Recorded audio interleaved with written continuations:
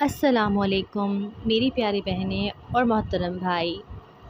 آج کا بہت ہی خوبصورت ٹوٹکا ہے۔ اللہ تبارک و تعالی نے اپنے کلام میں بہت ہی زیادہ شفا رکھی ہے۔ اللہ کے اوپر کامل یقین رکھ کر اگر اس کا نام لیا جائے تو شفا ضرور ملتی ہے۔ آتے ہیں ٹاپک کی طرف۔ معدے میں گرمی کی وجہ سے جلدی بیماریاں ہو جاتی ہیں، پھنسی، دانے، پھوڑے، کچھ بھی۔ ان سب کا علاج اللہ پاک نے اپنے قرآن پاک میں سورتوں کی صورت میں نازل فرمایا ہے۔